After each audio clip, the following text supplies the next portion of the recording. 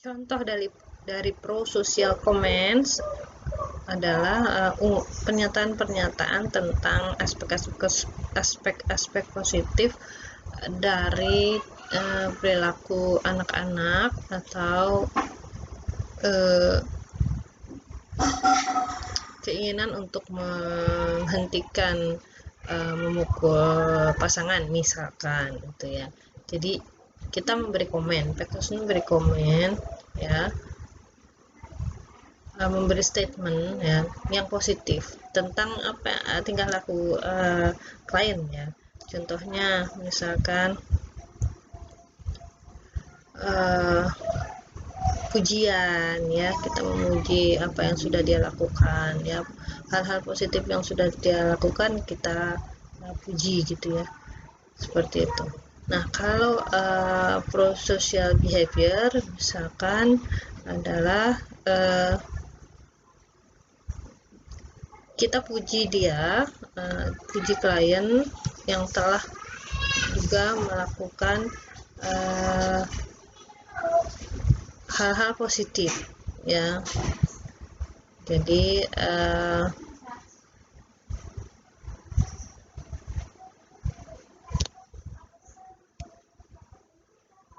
ya di sini bisa dibaca dari Trotter ya, dia mendiskusikan kegunaan dari positive reinforcement untuk mendorong komen pro-sosial dan behavior ya, seperti itu. Oke, agar cepat ya, kita lanjut ke saran ke-9. Jika bekerja dengan involuntary client, ini adalah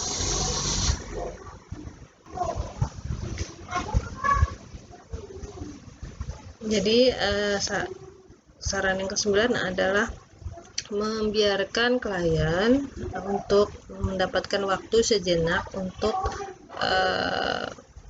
mendapatkan kepercayaan ya, membangun kepercayaan tentang Anda, tentang Peksos dan proses intervensi ini. Jadi dia kan masih ragu ya, masih ragu, masih nggak mau, masih merasa gamang.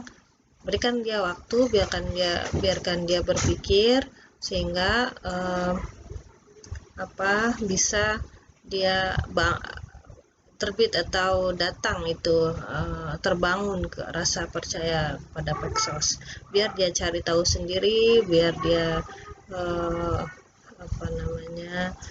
bangun kesadaran sendiri sehingga dia mau mengikuti proses intervensi.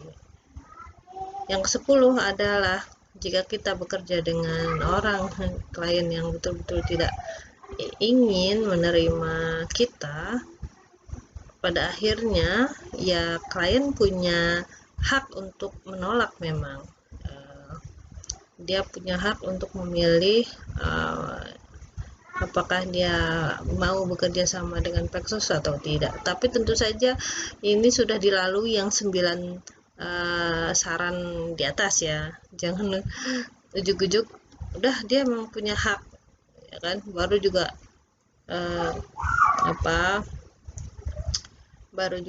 kena di tahap pertama udah Peksos sudah nyerah gitu ya.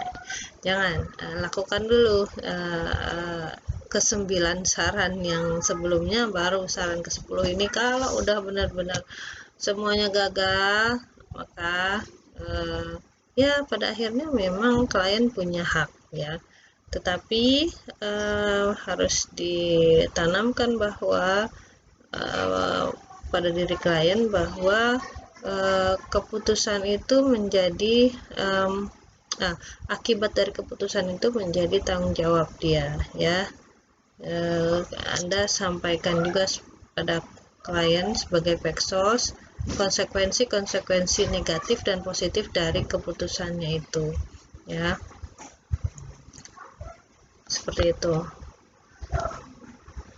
Oke, berikutnya adalah suspicion of untruth. Kadangkala Peksos menemukan meyakini bahwa klien ini bohong nih, nggak benar nih, nggak jujur ya.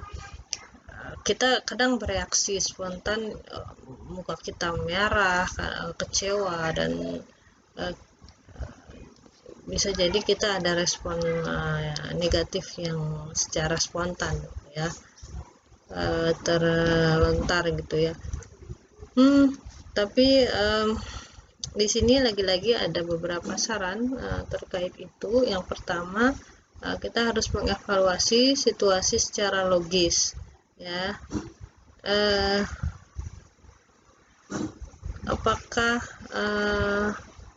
ada kejanggalan, ada ketidakcocokan fakta di lapangan dengan apa yang diungkapkan.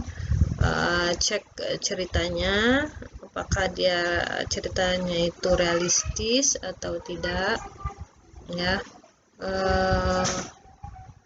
Kemudian contohnya misalkan ya,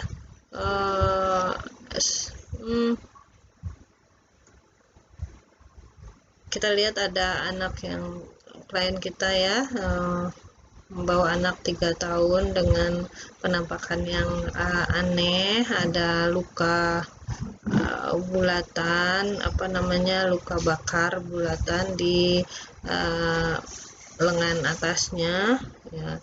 Orang tuanya menjelaskan bahwa luka bakar itu sebagai akibat dari kecelakaan ketumpahan air panas ya di tangannya. Nah, reaksi Pexos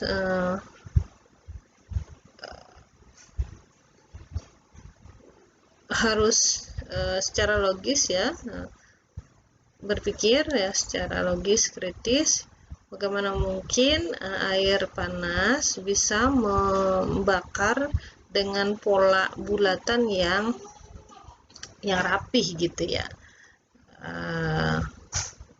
dan kecil ya. Biasanya kalau luka siraman air panas kan tidak teratur dan cenderung areanya luas gitu ya.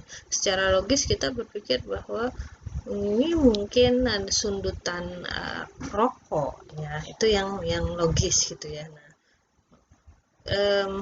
sehingga Anda harus menginvestigasi ini ya. Ini ada, jadi itu kecurigaan, reaksi Pexos terhadap kecurigaan itu. Yang pertama adalah cek secara logis ya, evaluasi situasi secara logis nggak penjelasannya dengan faktanya, klop nggak. Yang kedua adalah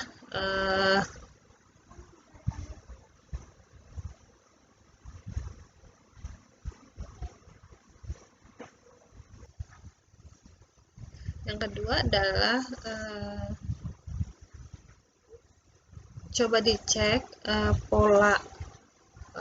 pola sikap perilaku klien sebelumnya ya. Kalau ini mengandaikan ke klien dan Pexos sudah mengenal ya beberapa waktu sehingga bisa mengecek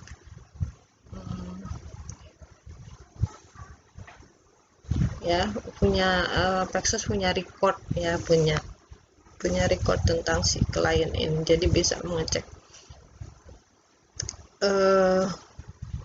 konsistensi dari perilaku klien sehingga bisa tahu mana perilaku atau kata-kata dia yang bohong atau tidak. Yang ketiga adalah boleh jadi kita pilih Pexos memilih untuk tidak mengkonfrontir kebohongan atau perkataan tidak jujurnya klien pada waktu pertama kali klien kemungkinan berbohong ya. Biarkan dia mengambil keuntungan dari kebohongannya itu atau dari keraguannya itu. Maksudnya adalah ketika kita pertama kali menemukan nih ketidakjujuran klien, kita notice dulu aja, catat dalam hati ya. Mungkin ada maksud tertentu dari klien ini ya, mungkin dia nervous, tidak sengaja terlontar ketidakjujuran itu. Biarkan dia dapat benefit dari action itu ya, ketidakjujuran itu, tapi kita tahu itu tidak jujur. Nah, lain waktu kita bisa konfrontir ya,